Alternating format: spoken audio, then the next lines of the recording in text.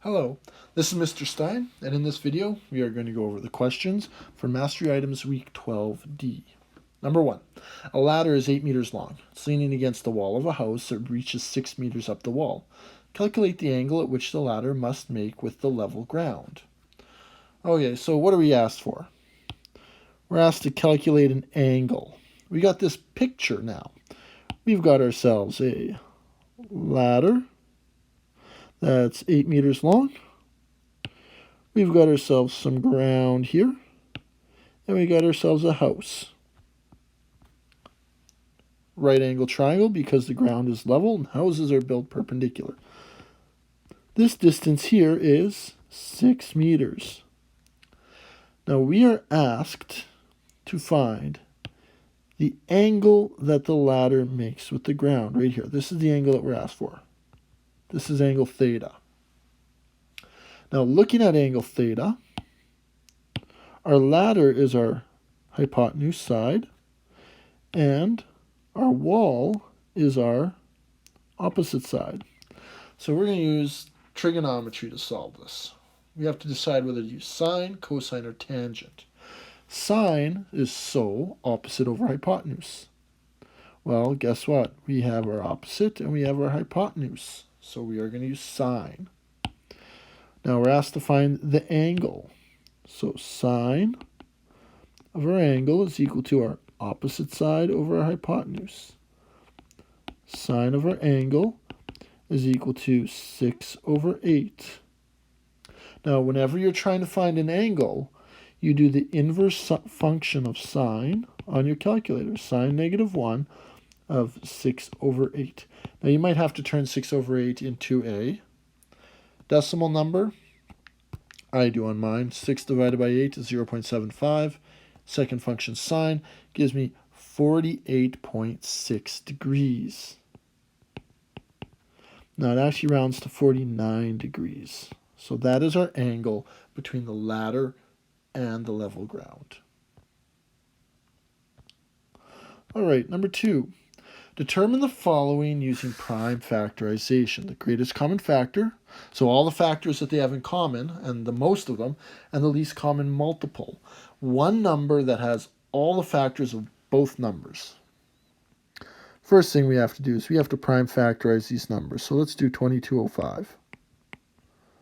Can't divide it by 2, so I check, can I divide it by 3? And I can. All clear. 2205 divided by 3. 735. Can I divide that by 3? Yes, I can. 245. Can I divide that by 3? Nope. Nope, I can't. So I move to the next prime. Divide it by 5. To get 49, I can't divide it by 5, but I can divide it by 7. So 2205 is equal to 3 times 3 times 5 times 7 times 7. All right, next one. 2310. I can divide 2310 by 2.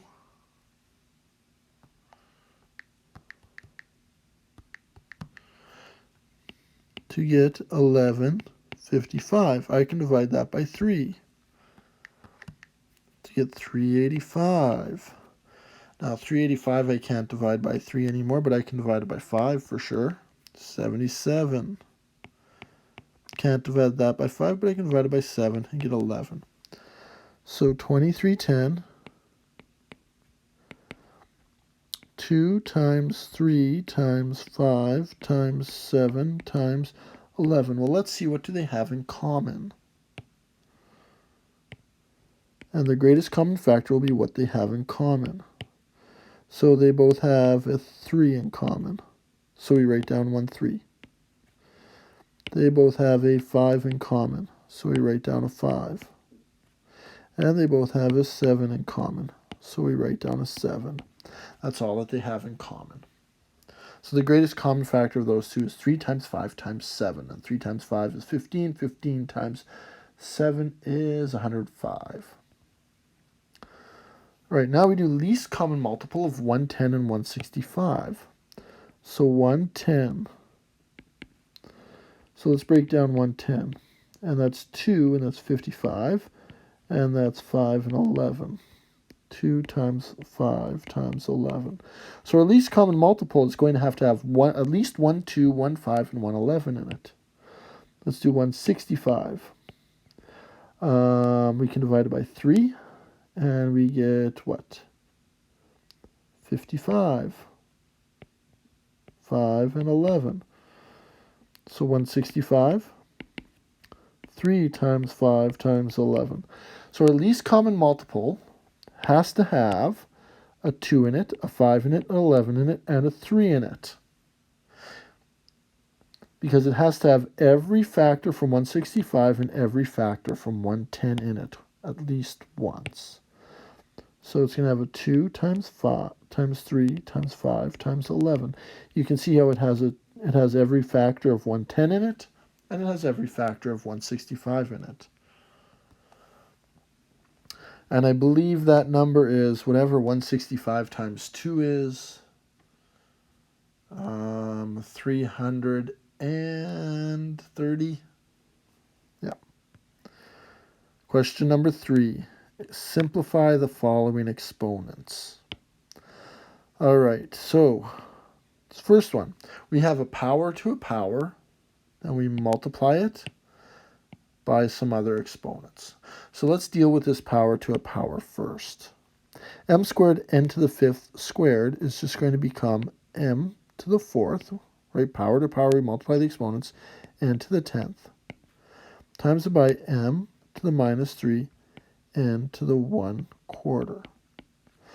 Now, when we multiply exponents, when we multiply powers with the same base, we add the exponents. So we're going to add the m's together. So we're going to get m to the power of 1. Then we're going to add the n's together. Now, what's 10 plus 1/4? Well, it's n to the 10.25. Whatever 10 plus 1/4 is. I mean, it's 10 1/4. It is 41 over 4, but that's what it'll be. Letter B. We have the square root of a number over the square root of a number. We can rewrite this into one single radical. 8x to the 4, y to the 5, divided by 2x squared y. Now let's look at our numbers. What's 8 divided by 2? We do 8 divided by 2. That's 4. Then we're going to look to our x's. X to the power of 4 divided by x to the power of 2. It's just going to be x squared. Then we look at our y's. Y to the power of 5 divided by y is just going to be y to the power of 4. Right, 5 take away 1 is 4. Now we can square root everything.